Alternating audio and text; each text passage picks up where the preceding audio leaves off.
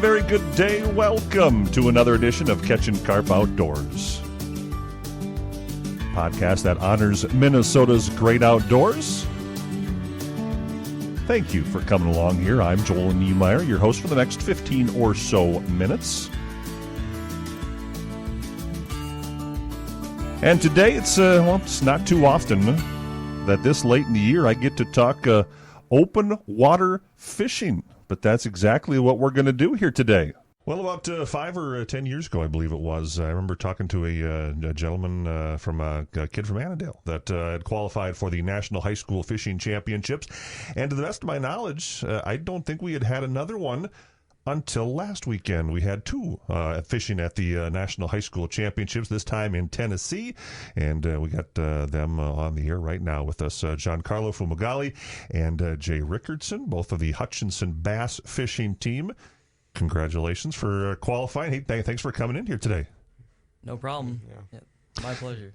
And maybe before we talk about the event, because we'll talk about the event quite a bit here, maybe just give us a little background on yourselves, what got you into fishing, and what got you into fishing competitively. We'll start off with here. So I've been fishing since a kid, and my dad just recently introduced me to the high school bass league. I guess convinced me to join the team, and it's been a blast. I love doing it. Okay. I love the competitiveness of it. So yeah, like Jay, I've been fishing since I was a kid, and then 3 or 4 years ago I started bass fishing, and I just loved it, so I just kept doing it. Favorite lake locally, or I guess favorite lake wherever you go. One of my favorite lakes is Green Lake, and it's over by Wilmer, and it's a great fishery. Love it. Okay.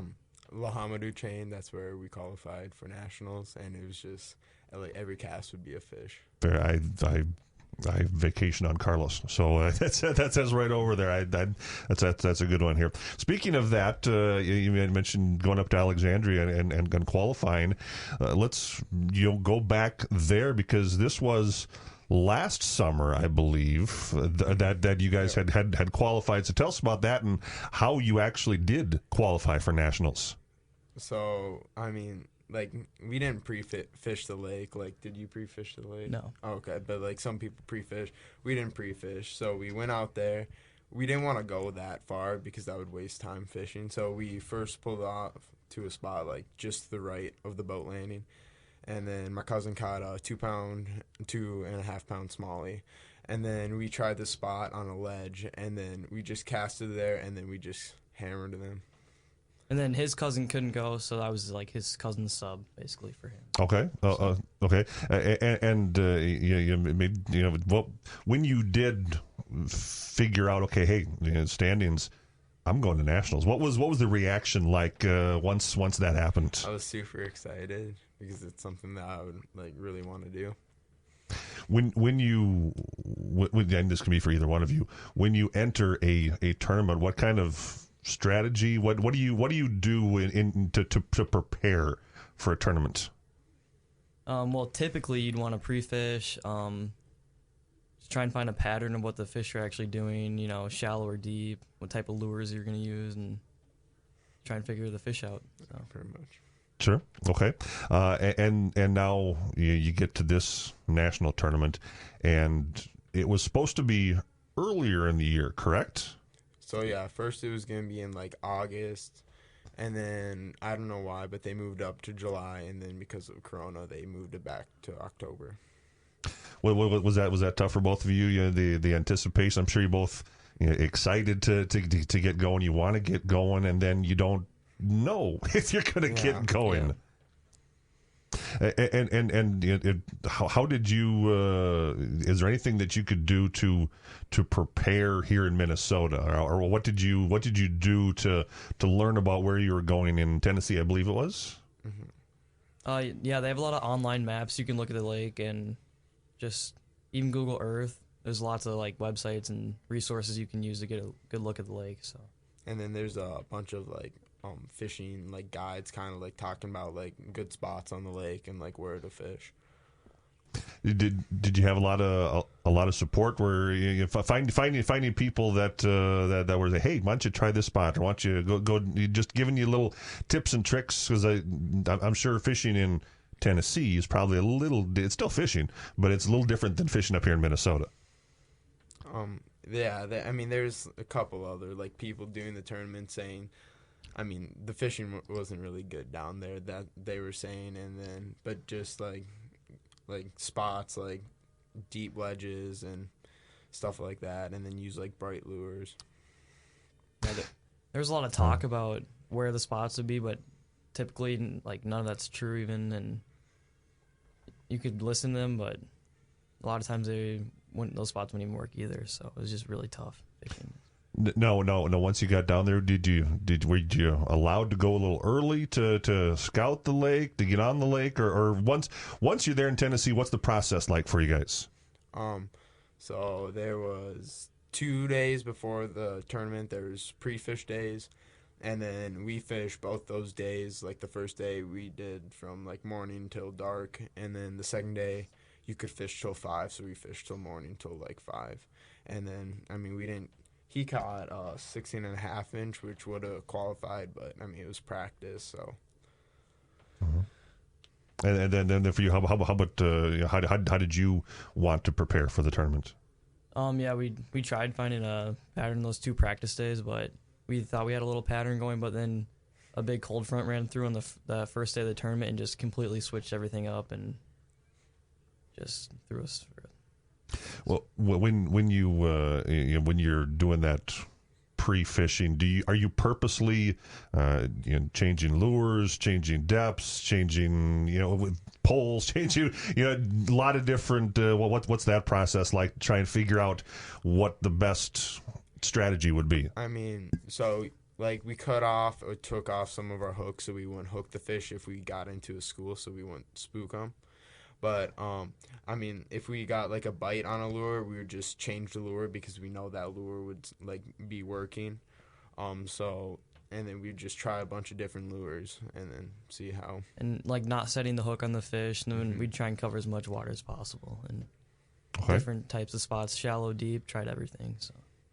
It seems, as someone who's been fishing my entire life, seems weird that you don't want to hook a fish. Yeah. that you want to go there and you want to make sure they're there, but you don't want to hook them. It seems is that tough to learn in competitive fishing like that?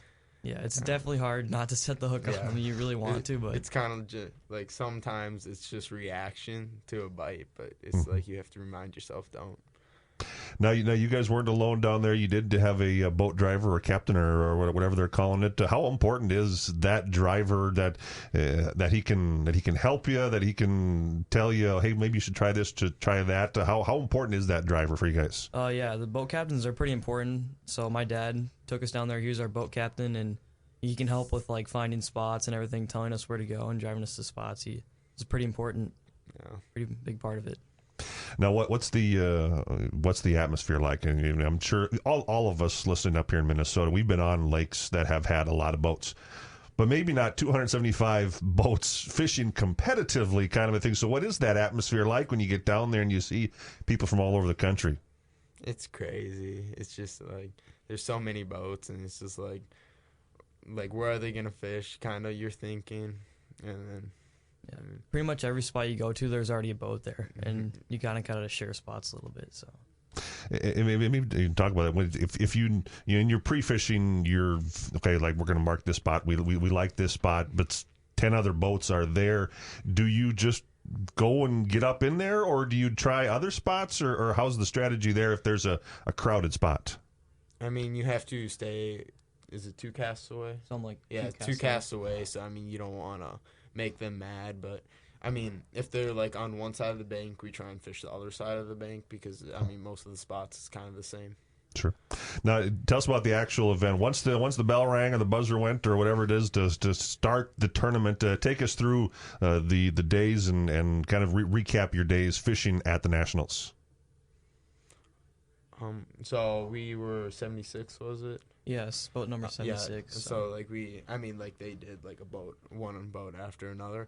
So we went out and then we went upriver, which is south, and then we were just fishing docks because that's what we thought like was working there. And then we got this main river dock that we caught 2 out of. 2 right away, yeah. And then we thought we maybe had something figured out, but then nothing.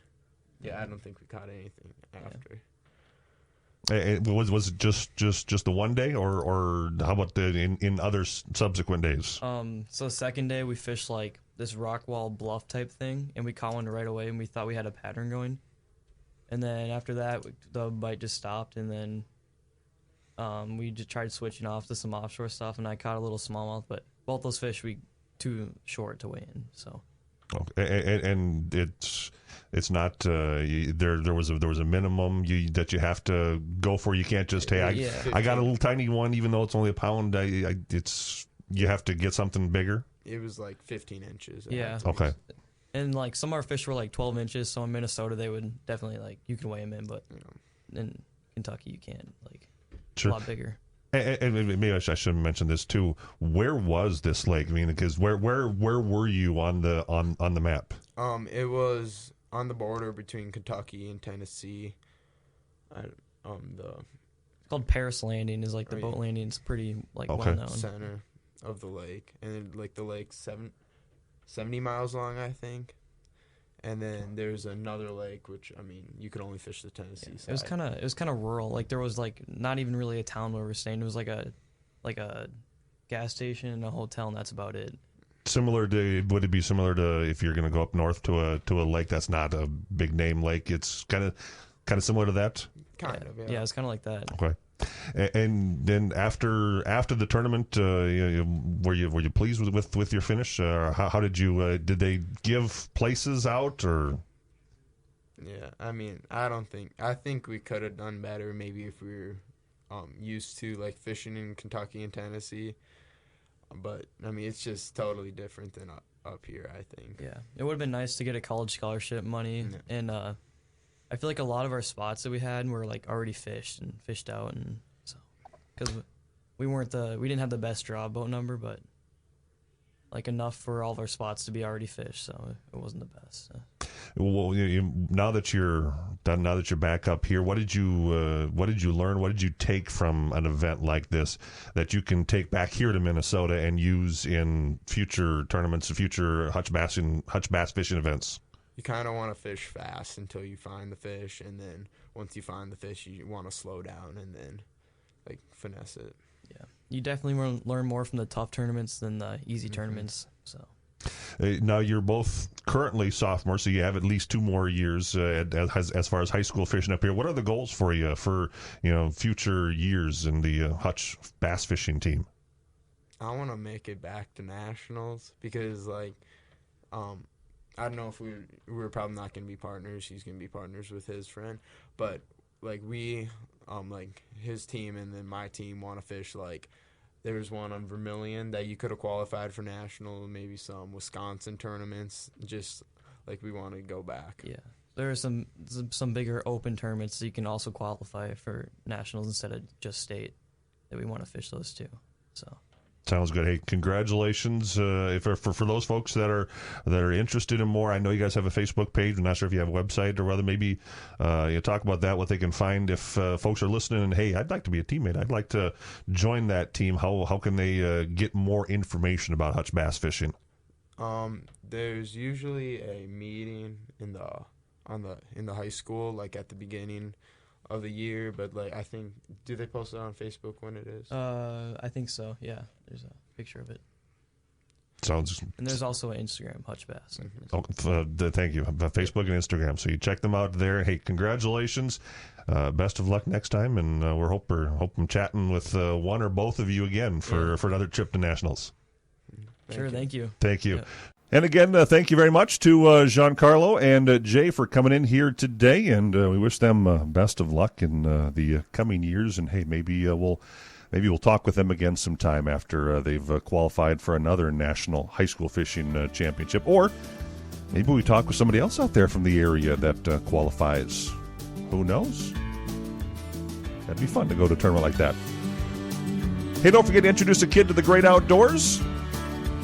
And always keep that line in the water. We'll see you next time here on Catchin' Carp Outdoors. So long.